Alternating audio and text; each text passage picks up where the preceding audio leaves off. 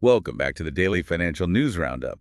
It's February 3rd, 2025, and we've got a lot to cover today. Definitely a busy day in the financial world. Absolutely. So let's jump right into it. Big news on the trade war front. Seems like President Trump's hit the pause button on those 25% tariffs he was going to slap on Canadian and Mexican goods. At least for the next 30 days, yeah. He struck some deals with the leaders, focused on security and trade, so things have cooled down for now. For now.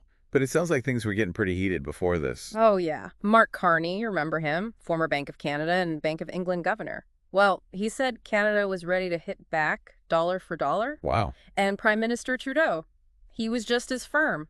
This could have been bad news if those tariffs became a permanent thing. Economically, I imagine. Exactly. Some economists were even predicting recessions in both Canada and Mexico if this whole trade war thing escalated. It's like a bad breakup, isn't it? All that back and forth. It really is. Economist Justin Wolfers, he actually compared it to Sex and the City, believe it or not. Interesting comparison. He said this whole transactional approach to diplomacy, it hurts those long-term economic partnerships we've built. Those are built on trust, mutual benefit, right? Makes sense. But with all these threats and retaliatory tariffs, it just creates uncertainty, instability for everyone, businesses and consumers alike. And speaking of tariffs, China's not out of the woods yet either. President Trump's added another 10% on top of what was already there for Chinese goods. This time it's about fentanyl smuggling, he says. Right, but let's be real. What does this mean for the average person listening? Basically, tariffs are like a tax on imported stuff. U.S. companies are the ones paying them up front. But then they pass that cost on to us, the consumers. Higher prices for pretty much everything. So we're talking cars, groceries, maybe even housing. Could be. Get ready to shell out more for all sorts of things, maybe even that avocado toast. Okay, so we've covered the trade war drama. Let's move on to something else. President Trump's made an executive order to create a U.S. sovereign wealth fund. Yeah, and he's saying it'll be one of the biggest. But here's the thing. Most countries with these funds, they use surplus income, right? Invest it for the future. Right. But the U.S. is running a deficit. Where's the money coming from? That's the million-dollar question. So far, it's pretty vague. Tariffs, he's mentioned, and other intelligent things, whatever those are. Not very specific. Nope. What's really interesting is that this fund could be used to buy TikTok, that Chinese social media app. Wasn't there talk about a ban at some point? There was. Remember all that talk about a bidding war between tech giants like Microsoft and Elon Musk to buy it? Now it could be this government fund instead. So now it might be government-backed instead of private. What does that mean for the app, I wonder? It's definitely a shift in strategy. Raises a lot of questions about the fund's purpose, how it'll be managed, will it be transparent, accountable? Good questions. Guess I'll have to wait and see how that all plays out. Definitely one to keep an eye on. Okay, let's hop across the pond to the UK now. Thames Water, their biggest water company, is in a bit of a pickle. Yeah, they're trying to get a £3 billion emergency loan just to avoid going under. Wow. Well, Why are they in such bad shape? well, mounting debt's a big one. Then there are the sewage discharges, leaks, the whole 9 yards. And even though regulators approved a bill increase for them, There was enough. not what they were hoping for. So what happens if they can't get this loan? Do people just stop getting water? Not quite that dramatic, but there are a few possibilities. Restructuring, maybe a takeover, or even, get this, temporary nationalization. Wow. Your water's not going to get cut off right away, but those bills might go up even more to cover all this. And this isn't just about Thames Water either, right? Right. It's shaken investor confidence in UK infrastructure as a whole. Could have some wider economic ripples. Let's move on to something that's probably affecting a lot of our listeners directly. Shadow AI in the workplace. Ah, yes. Lots of employees are using their own personal AI tools for work, and their IT departments have no clue. So it's like bring your own device, but for software. Exactly, and it's way more common than you might think. A recent survey found that something like half of all knowledge workers are already doing it. Knowledge workers. People who mainly work at a desk or computer. We even talked to a few. There was this software engineer, we'll call him John, who admitted to using AI for coding, says it makes him way more efficient, productive. So it's helpful. Right. And then there was this product manager, Peter. He uses AI tools like ChatGPT to get different perspectives on his work. Says it saves him tons of time. So it's like having another brain working with you. Pretty much. Yeah. But of course, there are some concerns.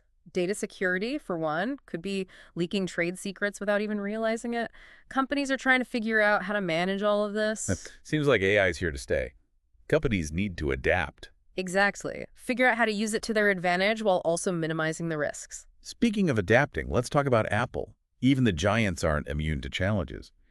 iPhone sales actually dipped by 1% recently. Even with those new AI features they rolled out.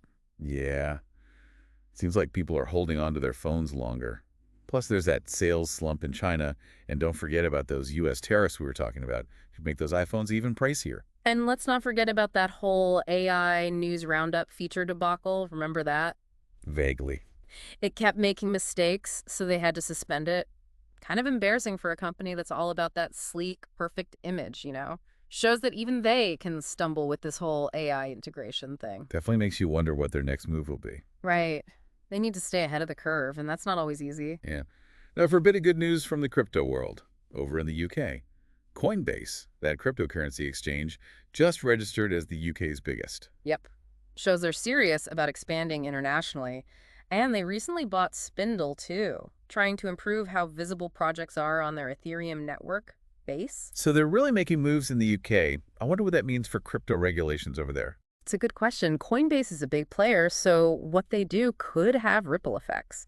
Definitely a company to watch. Okay, last one for this segment. It's a bit more serious. Palantir, that data analytics company, they're ringing the alarm bells about an AI arms race between the U.S. and China. Their CTO, Shyam Sankar, he's urging immediate action, says the U.S. is already in a war with China, not just economically, but diplomatically and technologically, too. So this AI race, it's not just about who has the best tech. Not at all. Sankar thinks it's a winner-take-all situation. He even said that M-Day, mobilization day, it was yesterday. So we're already behind. That's what he's saying. He sees China's DeepSeek AI model as both a threat and a validation of what Palantir's been focusing on. And speaking of which, they just had a really strong financial performance, blew past revenue expectations last quarter. So putting their money where their mouth is, so to speak. Exactly. But it raises some big questions. Can the U.S. and China find some common ground here, or are we headed for a whole new kind of global competition? And what will that mean for everyone else? Scory thought. And on that note, we've got a quick PSA for our listeners in the UK. Over 1 million people missed the January 31st tax deadline. And that means a minimum £100 penalty. Ouch. And it gets worse if you wait too long. So if you haven't filed yet, get on that ASCP. Oh, and just a heads up.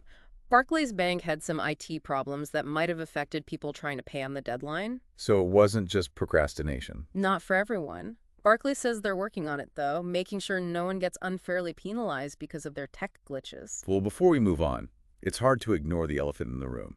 AI has been a recurring theme today. It has, hasn't it? It's everywhere, influencing pretty much every aspect of our lives.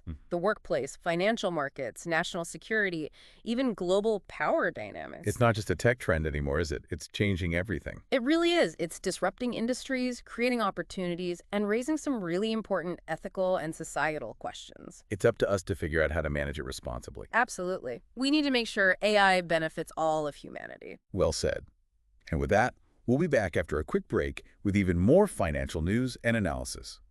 Welcome back to the Daily Financial News Roundup. Let's jump right back into those headlines. We've got a story that really blurs those lines between us humans and AI. There's this new book out, Tech-Splaining for Dummies. The crazy thing is, it was entirely written by AI. Really? Just AI? How does that even work? They just fed it some basic prompts about the supposed author, and it did the rest. So it basically wrote an entire book based on some simple instructions. Right. That's both impressive and a bit creepy. What does that mean for authors and writers, though? If AI can write a whole book, where does that leave human creativity? It's a question a lot of people are asking. We're already seeing it in music, too. Remember that song with the fake Drake and the Weeknd vocals? Oh, yeah, that was everywhere for a while. It went viral before they took it down. It sparked a huge debate about AI and music. Is it ethical, legal? What even defines creativity these days? It's tricky. It feels like we're in uncharted territory here. We need to figure out how to balance innovation with protecting creators' rights. It's not an easy task. Definitely not. Okay, let's shift gears a bit. We've got a story about corporate responsibility. Trafigura, that commodities trading giant, they were just convicted of bribery in Switzerland. Big company like that getting caught, that's got to be a big deal. It is. It was a landmark case. They were making illegal payments to someone at Angola's state oil company, trying to get access to their oil market. And the thing is, the court didn't just blame some rogue employee. They went after the whole company. The entire company was found guilty.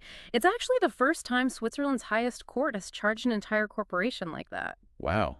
They must have some serious evidence. Oh yeah, tons of it. They tried to hide behind all these shell companies and complex payment schemes, but it didn't work. They got hit with a massive fine, and the former chief operating officer is going to jail. So there are consequences, even for companies that big.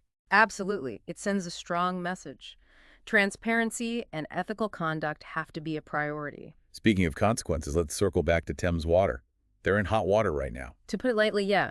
Years of neglecting their infrastructure, billions in debt, it's a mess. And since they're the UK's biggest water company, if they go down, it's going to be a huge problem. It all boils down to short-term profits over long-term sustainability. They didn't invest in their infrastructure, and now they're paying the price. Unfortunately, their customers are too. So higher bills, maybe even interruptions in service. Potentially. Plus, it's scared off investors who might have put money into other UK infrastructure projects. The whole thing's a cautionary tale. All right, let's move on to something a bit lighter. Remember Shein, that fast fashion company that got banned in India back in 2020? Data security concerns, right? Yep. But guess what? They're making a comeback. They're teaming up with Reliance Retail, an Indian firm. Interesting. It shows how companies can adapt to navigate those geopolitical challenges and get back into a key market. There are strict conditions, though. All data has to stay within India, and Reliance Retail has full control. It's a win-win for both of them, right? Shein gets back into the Indian market, and Reliance Retail gets to offer Shein's trendy clothes. And of course, consumers win too. More options. We've talked a lot about this US-China AI arms race today. It makes you think, where is all this headed? Are we going to end up in a world where these superpowers are just constantly trying to one-up each other with more powerful AI? And not thinking about the risks. Exactly. It's definitely a concern. What if it becomes a zero-sum game? Each side just focused on beating the other. That could have some really bad unintended consequences. It's a reminder that we need to be thinking bigger, not just national interests, but what's best for humanity. Exactly. We need global cooperation, a framework for responsible AI development. Well said. Okay, shifting gears to a story that hits close to home for a lot of tradespeople in the UK.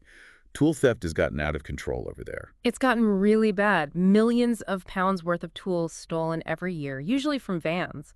They get broken into, damaged. That's awful. We spoke to a roofer in Kent. He lost 3,000 pounds worth of tools while he was grabbing a coffee.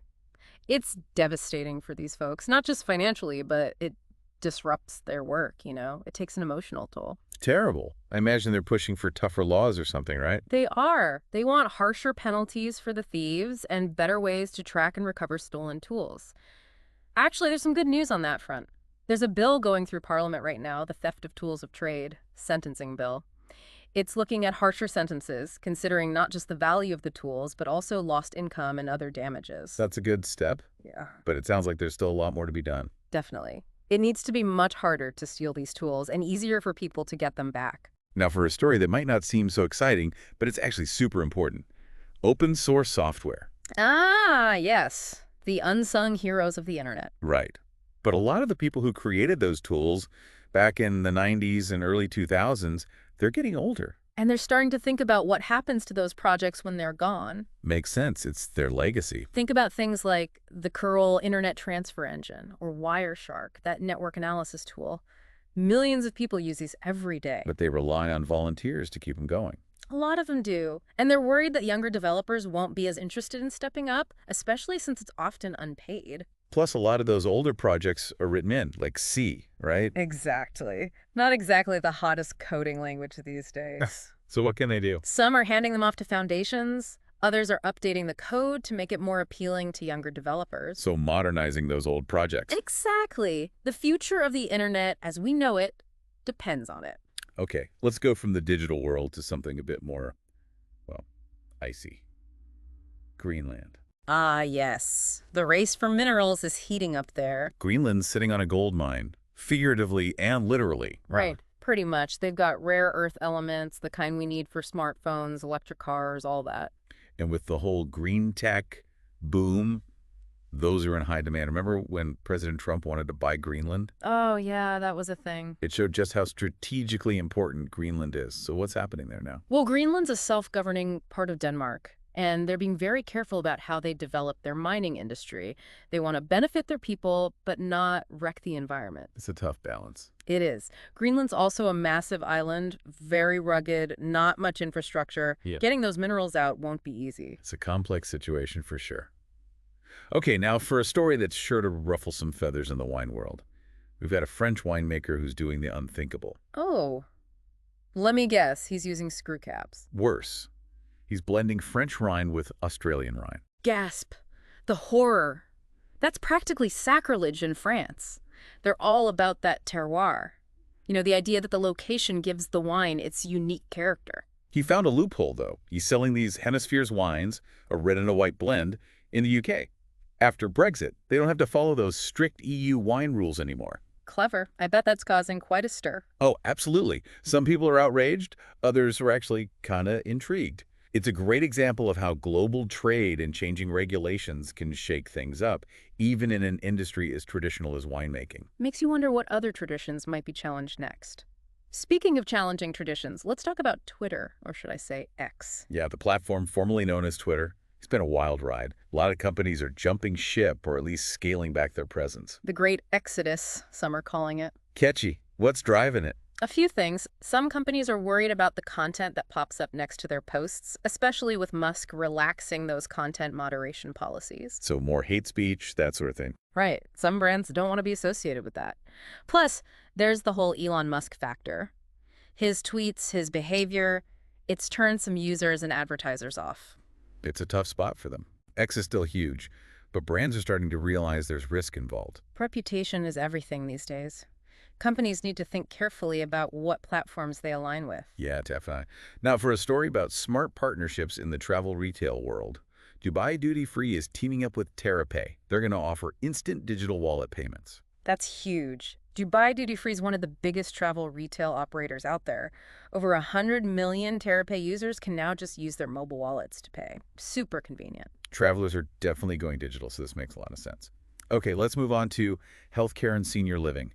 The Pennant Group, they operate home health, hospice, and senior living facilities. They just acquired 3 new senior living communities in Idaho and Texas. They're expanding their reach. The Pennant Group has a great reputation for quality care, so this is good news for those communities. The senior living industry is booming, so I bet we'll see more acquisitions like this. And speaking of booming industries, let's talk about Epic Games. They're still in that legal battle with Google over the Play Store, right? Yep, that antitrust case. Well, Google tried to get a jury verdict in Epic's favor overturned, but it didn't work. The appeals court didn't buy Google's argument. They tried to say that a similar case Epic brought against Apple, which got dismissed, should apply here, but the judges weren't convinced. So this is a win for Epic. Definitely. And for anyone who wants fair competition in those app stores, this could really change how app stores work, how developers are treated. This one's definitely going to have some long-term effects. Now, for those following the mining sector, Mag Silver, a Canadian company, just added John Armstrong to their board of directors, part of their plan to shake things up a bit. Armstrong's got a ton of experience in mining, so this could be a good sign for the company. Fresh perspectives are always welcome. Okay, last story for this segment. We've got another acquisition, this time in the insurance industry. Bridge Specialty Group is buying NBS Insurance Agency. NBS has been around for over 50 years. Tons of experience. This is a good move for both companies. Oh, everyone wins. Pretty much. Bridge Specialty Group gets bigger and expands what they can offer. NBS gets access to more resources and expertise, and customers get the combined benefits of both companies. It's a smart move in a competitive market. And that wraps up part 2 of our show. Welcome back to the Daily Financial News Roundup for our last segment. We've got some more interesting stories to get through, so let's dive right in. We've been talking a lot about AI today, and now there's Palantir, that data analytics company, really making waves in that area. Yeah, they've been getting a lot of attention, not just because they're doing well financially, but their CEO, Alex Karp, isn't afraid to speak his mind, and their big focus on AI seems to be paying off. Their stock is going through the roof. Some market watchers are getting pretty excited, even Jim Cramer and Dan Ives. Cramer even tweeted that Palantir could hit $100 a share. He said, "I won't let you down." That's putting a lot of faith in them. And Dan Ives went even further, calling their earnings a massive AI growth story. He thinks they could be the next Oracle, even reach $1 trillion market cap someday. Wow, those are some pretty bold predictions. Yeah. But looking at their latest earnings, maybe they're not so far-fetched. They smashed those revenue estimates. They did. Their growth, especially in the US and with commercial clients, is really impressive. They're positioning themselves to be a leader in this whole AI revolution. It's going to be interesting to see what they do next. Yeah. Now let's jump back to the travel retail world. Remember, to buy duty-free, they're partnering with Tariffs for those instant digital wallet payments. That's a big deal. Dubai Duty Free is a global giant, and this partnership could really change things. Over 100 million Tariffs users can now just pay with their mobile wallets. It just makes things so much easier for travelers. It does, and it shows that Dubai Duty Free gets it. They understand that people want things to be fast and simple, especially when they're traveling. Definitely a smart move on their part. Okay, let's talk healthcare and senior living for a minute. The Pennant Group, they run those home, health, hospice, and senior living facilities. Well, they've just acquired 3 new senior living communities. Down in Idaho and Texas, this is a good thing. They've got a great reputation for taking good care of people, and now they can help even more seniors. It's a growing industry for sure. And speaking of growing industries, let's check back in with Epic Games. They're still battling it out with Google over the Play Store, right? Still going strong. Remember how Google tried to overturn that jury verdict that was in Epic's favor? They wanted that whole thing thrown out. Basically. They argued that it was just like that case Epic had against Apple, which got dismissed, but the appeals court didn't agree. So good news for Epic. Good news for them, and for anyone who wants things to be fairer in the App Store world. This could really change how app stores work, how developers get treated. We'll have to see how it all shakes out. Now, for those of you interested in mining, Mag Silver, the Canadian company, just added a new member to their board of directors. John Armstrong. He's got a lot of experience in the mining industry, so this is probably a good sign for Mag Silver. Fresh blood can be a good thing. Okay, last but not least, there's been another acquisition, this time in insurance. Bridge Specialty Group is acquiring NBS Insurance Agency. NBS has been around for ages, over 50 years. This is a smart move for both companies. They both come out ahead. Bridge Specialty Group gets bigger, offers more services. NBS gets more resources and expertise. And everyone's customers win too because they get the best of both worlds. Well, that's all the time we have for today's daily financial news roundup. We've covered a ton of ground, from those trade war tensions and the rise of AI to those big legal battles and smart business moves happening all over. It's a lot to keep up with, but hopefully we've given you a good sense of what's happening in the world of finance. Remember, staying informed is key. Keep learning and exploring, and you'll be well equipped to navigate the ever-changing financial landscape. Thanks for tuning in, and we'll catch you back here tomorrow for more financial news and analysis.